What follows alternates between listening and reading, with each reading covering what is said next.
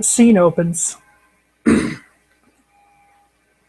Stephen Braunfiedler leaves his haven on the outskirts of downtown New Sarum, heading into downtown New Sarum. It takes him some time on this chilly winter night. He has decided to take a walk on this evening at about 9 p.m. because the storm has let up. It's relatively calm. The cold bites deep. To keep up appearances, he bundles himself up.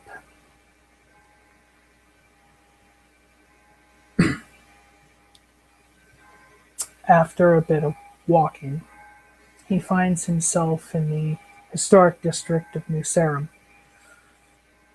feeling a bit peckish and remembering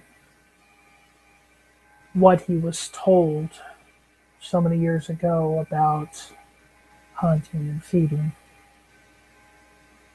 He begins to check amongst the kine on the streets, looking for someone who is suitable.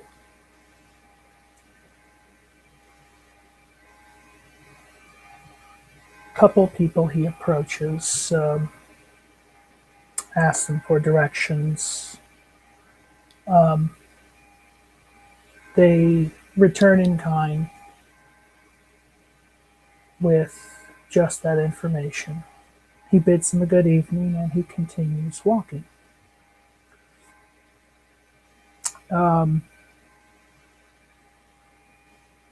He stops in front, or just outside in front of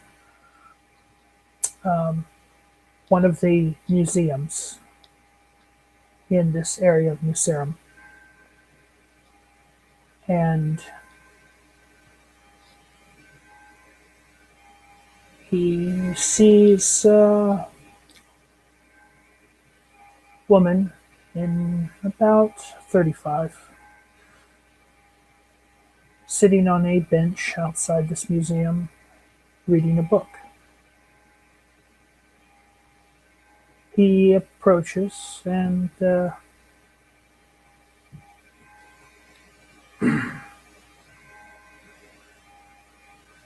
good evening, Miss. I have been walking for some time and my feet are tired and I could use some time to rest them. May I take a seat here? The woman looks up at him after a few seconds and she says, "Oh, of course. It is a public bench. I would much enjoy someone else's company. Maybe I could discuss the book I've been reading." He looks at her, pleased. They begin discussing the novel.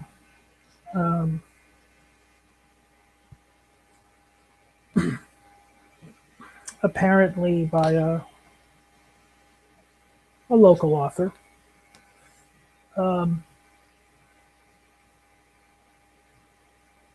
Though in Stefan's mind, the title becomes a blur because of the rush of emotions, the upbeat nature of socializing with those who still have pulses.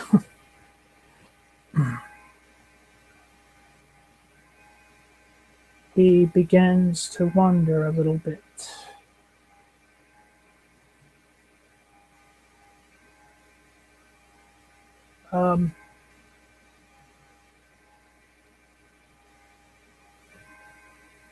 He then asks, or he then explains, sorry, that he has not had the chance to see much since he's been here, or since his arrival here. What sites would you? He asked her what sites she would recommend of an academic nature. Puzzled and unsure of her answer, she shies away a bit.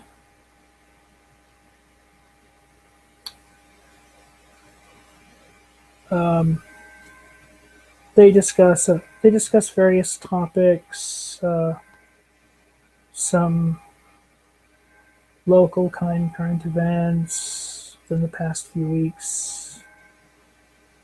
Um, Moving on to academic interests, he asks if she would mind accompanying him on the rest of his walk through downtown. She looks down for a moment. A blush, slight red, flushes her cheeks, and she responds um, in an honored way.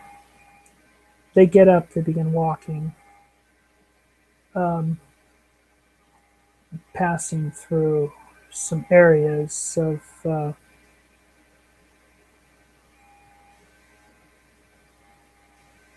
tree coverage.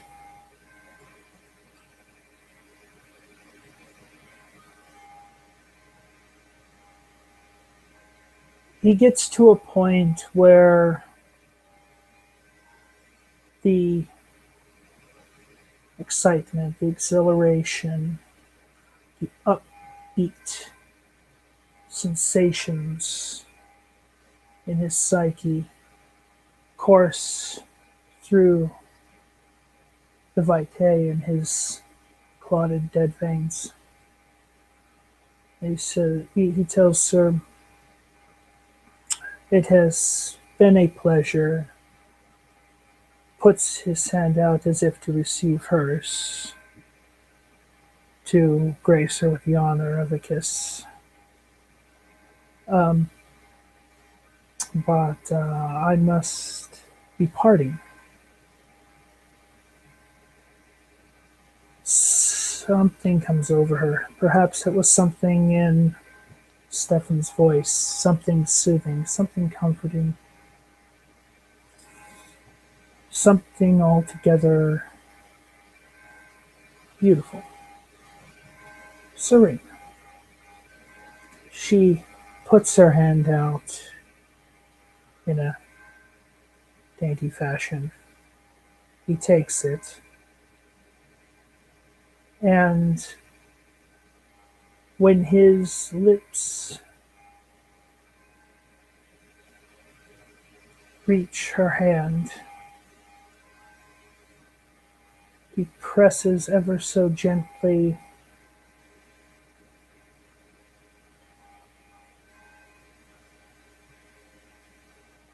his lips to her hand. And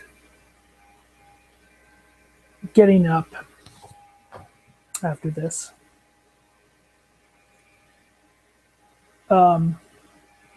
he moves in closer as if to whisper something into her ear.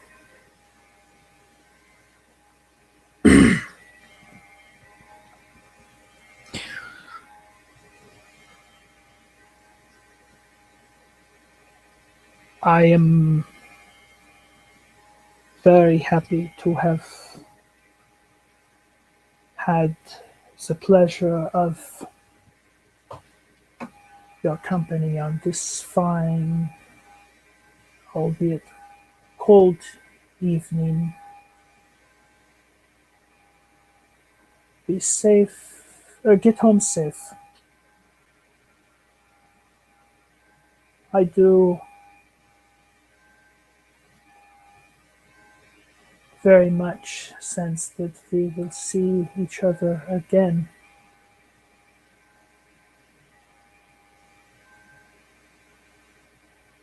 He lowers his head from her ear a little bit, sensing the comfort, the trust that she has in him at this moment. Um, he gently presses his lips, then his fangs, as they have come out into the soft, supple flesh of her neck. One last parting, or one last gift before he parts. And as the warm VTMYTE from her veins flow past his lips and down his throat, he feels the trust that he once felt so long ago. All throughout his life, in fact. He makes this very quick, runs his tongue over the neck, and completes the kiss that he gave the woman.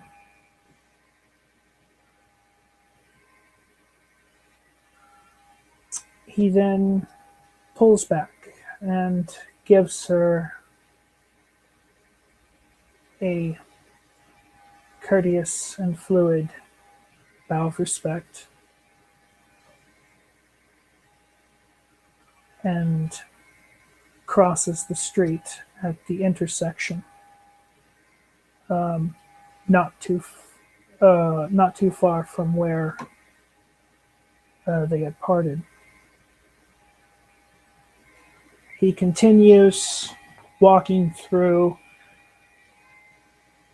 the city the city historical district downtown, taking in the sights, continues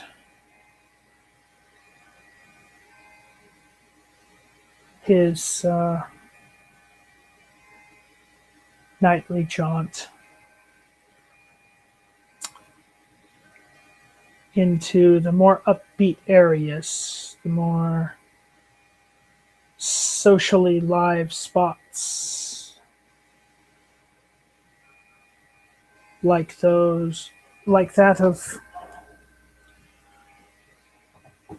the club where he met with and interacted with those kindred not a couple nights ago.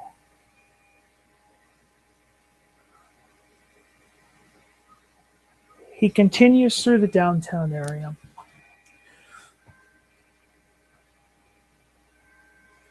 And when he arrives outside of the Emerald Scorpion sometime later, it's getting about on midnight, a little after. The club scene there is still going. There's still life he can hear from inside. He finds himself stricken in a moment of confusion, a happiness, a confliction, realizing that he himself still has yet to introduce himself to his own representative and leader in New Sarum, half expecting more suspicion and feeling concern with his interaction with that Tremere. He tries to shake it off, but he begins to feel low. He begins to feel less than himself. Without realizing it, he blinks back slightly, just for a moment, and realizes that he's now walked 3 blocks from the Emerald Scorpion. He realizes that this is the route back to his little apartment. And he goes over a few things that the Tremere had told him. The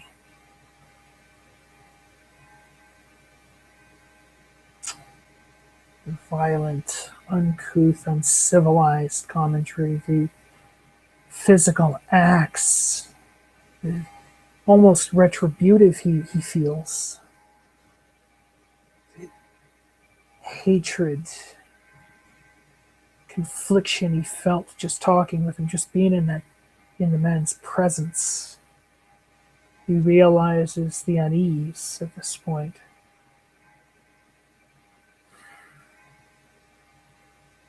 And he feels more than ever at this point, this moment, how much he really, truly needs to be with others of his blood, other Malkavians, other people that have unique gifts and insights.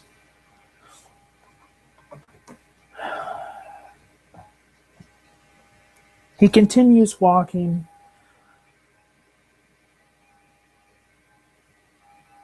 and shivers for some reason. Thinks maybe the cold, but the cold can't get to him. Not unless he were to spend one of the few bits of blood that young woman had so graciously, so trustingly gave to him. How precious that was. The memory of warmth, trust, kindness that he remembers. He thinks just then of his own mother when she was still alive. It was... His thought trails off. He continues his walk, heading back in the direction of his small, cramped, functional workspace, his quaint home, his comfortable area, his safety, his counselor, 4 walls on the roof above his head, the subtle sounds that he hears, even through the concrete walls on occasion. Then thoughts of that Tremere, thoughts of the 2 Malkavians, the vision of ash falling from the sky, roses blooming in the spring, other subtle feeling, little nuances of thought, ideas. the depressing thoughts that he had, they start to fade. He feels a new energy, a invigoration in his veins. He feels the VTMYTE start to actually course in his body, to flow like a river, red and warm, on a summer day. Just like a brook, even a river, at times a full cascade, eating away at rock.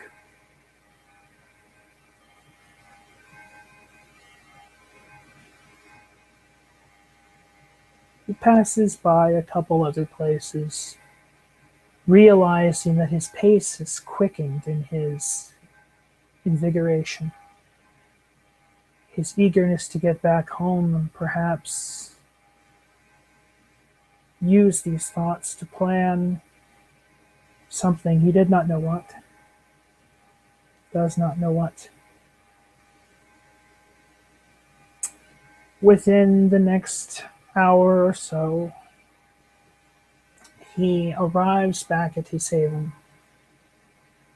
He closes the door behind him, locks it, throws the chain across the door into its sliding metal zone.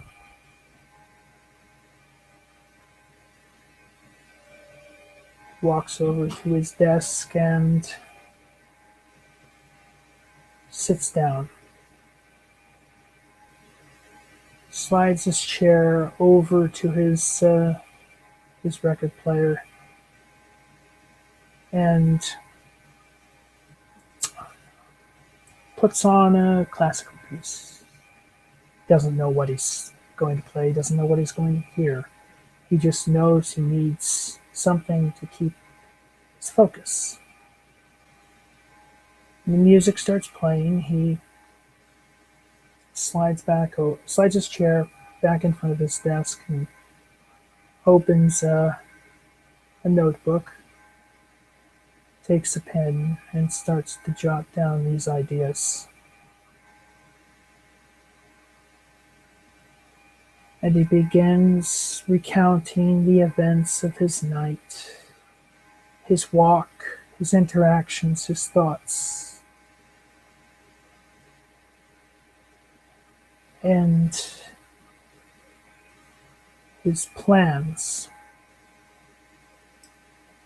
to make his presence truly official, and wonders if he will ever be able to gain the trust of any of the other kindred in New Sarum.